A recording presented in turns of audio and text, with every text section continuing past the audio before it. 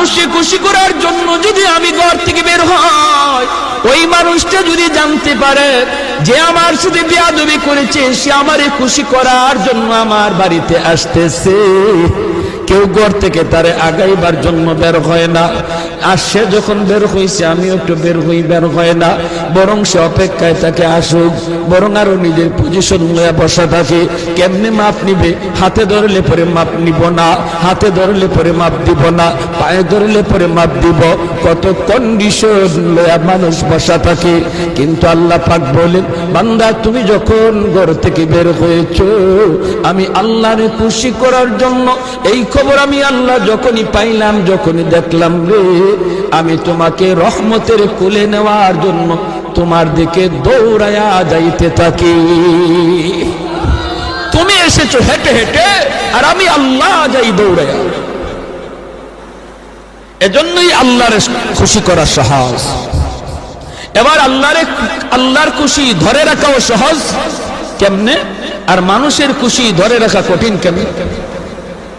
মানুষের সাথে মহব্বত তৈরি করলাম, মহব্বত দইরা রাখা আজীবন খুব কঠিন। যে কোনো মুহূর্তে ফাটল ধরতে পারে। ধরেনি না ধরে না, ধরেনি না ধরে না। এটা চেয়ারম্যান মেম্বাররা জিগাইন, এরা খুব বালা হইতাম, ঠিক না?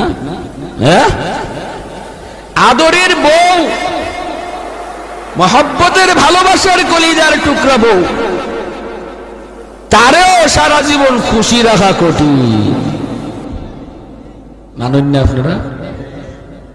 আমার তো মনে হচ্ছে আপনারা এগুলো সব মাশাআল্লাহ একবার ভালোবাসার ক্লাস 1-এ বসে রয়েছেন, মনে A+ পাওয়া ভালোবাসা। মহব্বতের স্ত্রীরও সারা জীবন তার ভালোবাসা ধরে রাখা কঠিন। মাঝে মাঝে গাল ফুলেনি না, ফুলে না, জোরে মাথা। যদি খালি একদিন পাউডার না আনুন, ক্রিম না আনুন, আইলে পরে যদি আমার ক্রিম করো, মা ভুলে গেছিল, তোমার ঘর আমি ফাইলাম কিতা হয়েছে নি? কাম হয়েছে নি? তুমি আমার জীবনে দিলায় কি? সব এক কথায় বা মেম্বারে যদি দেখে আরেক মেম্বারের কাছে আপনি কথা কম, সাথে সাথে খুবারি এদি আস্তা মুনাফিকরি। হ্যাঁ, মূলত আপনি আরেক কথা কইতেছেন, একটা কাজে কথা কইতেছেন। হে ভিতর থেকে ইদলে হয়, আরে এই যে আমার কাছ থেকে চা খায়, কফি খায়, সব দি খাও, মূলত বুটটা